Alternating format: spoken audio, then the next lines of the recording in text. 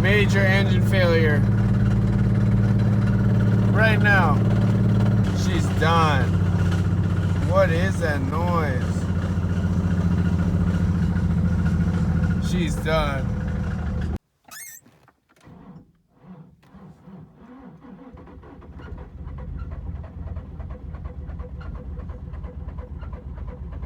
No start.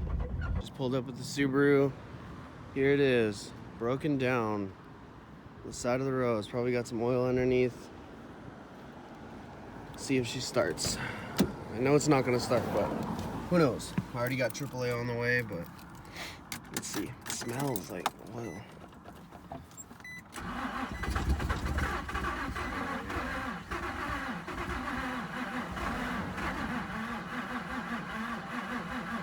Oh yeah, she's donezo. Yep, she's donezo. All right, we'll just wait for AAA. Said they'd be here within an hour. Sorry, I'm recording on my phone though, but yeah. Last night I did end up getting an engine, and I guess I'll show you it right now since it's in the back of the Subaru. Like literally, this blew up yesterday, and yesterday night I went and got the new engine. Got a crazy deal on it, good compression, everything's good on it. Hopefully, came out of an automatic car, so I got to take off the flywheel and put a pilot bearing in it, but seems all good. Doesn't look like it's leaking anything, but looks pretty good. Just gotta pop this thing back in there, and then we should be good. Then the car will finally be running on all 6 cylinders, and that'll be a big plus. I had a feeling from that morning I went to work, I knew it was gonna explode that day. But got the trusty Subi. This took it to go get the new engine. 2.5 hours. Gonna load it up. Woo! Meet you guys back at the house. Back on the good camera. Got the G35 lining up. There's my girl in her new heart. I didn't really take a good look at it, but after I was looking at it for a little bit, I found out that this possibly is an all-wheel drive engine. So the only reason I thought that was because of just different components everywhere. So I messaged the guy and I was like, hey man, did this possibly come out of an all-wheel drive G35? Because if so, I'm gonna have to do a lot of modification to fix it. And he basically told me to f off and that I can't really do anything. So I was like, whatever, I guess I'll just sell this or do everything I can to make it work. But after further inspection, you know, this engine is different from the DE. I parked my car over there and I was taking a look at the valve covers. You know, the sensor is on the valve cover on this engine. It's supposed to be right back here with the circle. So that's another reason why I thought it was possibly a front wheel drive engine or all wheel drive engine. Just different placements around stuff.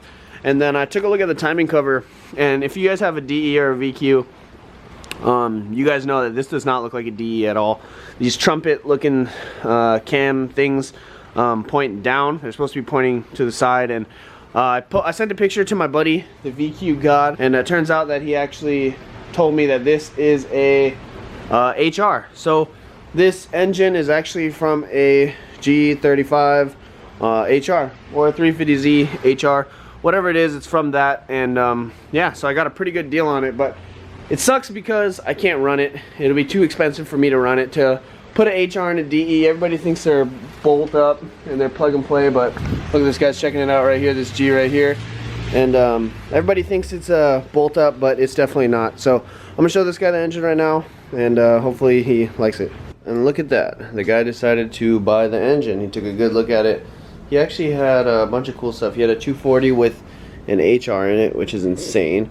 And he also pulled up in that G. That was really sick. So yeah, he didn't pick it up right now because obviously he pulled up in the G. He gave me a deposit and he's gonna come pick it up on Saturday. So Saturday, hopefully this is gone and I'm gonna be looking for a new engine. Surprisingly, I can't find a good one for my car, but hopefully it comes very soon. But until then, I got the hood, I got the fenders and everything, and I'm gonna try to get the front end on, or at least somewhat mocked up. I got the welder and everything, so there's no excuse to mess around anymore. So before I got the car somewhat to start, and what I'm gonna try right now is actually get it in the driveway, because yeah, I want it in the driveway instead of right there.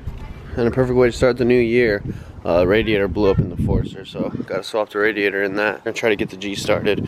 Most likely not gonna start, but it's worth trying. Put in 20 bucks right before It blew up. That sucks. There we go. Let's go, baby. No. Started for a little bit. Come on, man. Come on. Nothing. She's donezo. Oh, yep. She's not going nowhere until I get somebody to help me push this thing. So you guys just saw me sell the engine to the guy with the G35, and it turns out I was wrong. I wasn't wrong that it was a HR, because it is a HR, but what I was wrong is it wasn't out of a G35 or a 350Z. So I tried to hit up the old owner of the engine, and he's blocked me completely. He knew exactly what it was. He's a scumbag. He scammed me completely. But he thought it was a DE, and I'm not sure.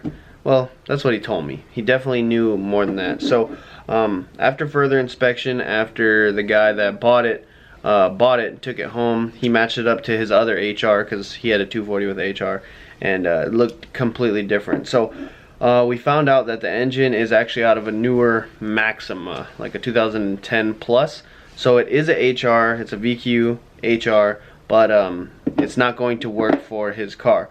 So he wanted his money back, and I'm not going to scumbag anyone. So when he came over to get his money back, we made a deal, and I was like, you could just keep the engine and then just give me 200 bucks back. So I basically bought the engine for 300 bucks, which was already a good deal, and then sold it for 200. So I lost 100 bucks, and I lost a bunch of gas money driving to Tacoma to get the engine, but it's fine. I definitely didn't want that thing sitting in the garage, because it would have just been a huge paperweight, and nobody would ever bought it. It would have just taken so much time. So just getting my 200 back from him is good, because he didn't really get scumbagged, because he got a HR for 200 bucks. He works at like a tuning shop or something, and he can make it work. The internals on that engine is the same as his HR, so if anything did blow up, he could somewhat use it for parts or something like that. So yeah, radiator blew up in the Subi, and we're about to fix it right now. I'm gonna try to JB weld it right now, because I have to wait for a new radiator that gets here Monday. So we're gonna do that, and then yeah, still wait for Monday. And after that's all fixed and somewhat fixed, move that, try to get the G in the garage, clean up a little bit. We're gonna find out today, boys. That thing sounds like it's rods, valves, everything's broken, but there's no hole in the block. Still had oil in it, but I don't know. We'll find out. Alright, let's get the JB mixed up right here. You already know I got that stuff on deck, and we're gonna try to fix this radiator. So I got all my tools for the job. I got the heat gun to clean up the radiator, the water all over it. Got the JB weld, got the 10mm, already popped off the fans. It's just 3 10mm right here. And took off the radiator cap. You can see that there's no coolant in there. I've been driving around with filling this thing up.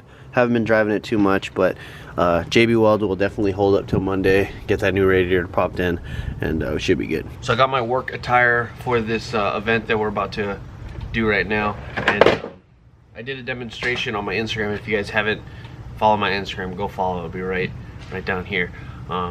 Did a demonstration, but I'll do another demonstration for you boys right now. So how I'm gonna do this, we're gonna do a pressure test on the radiator, but I don't have a pressure tester, so I'm gonna do the human pressure tester. So plug the overflow cap that goes into the coolant overflow, clean that off a little bit, put your Miz-Alf against the radiator cap, and blow.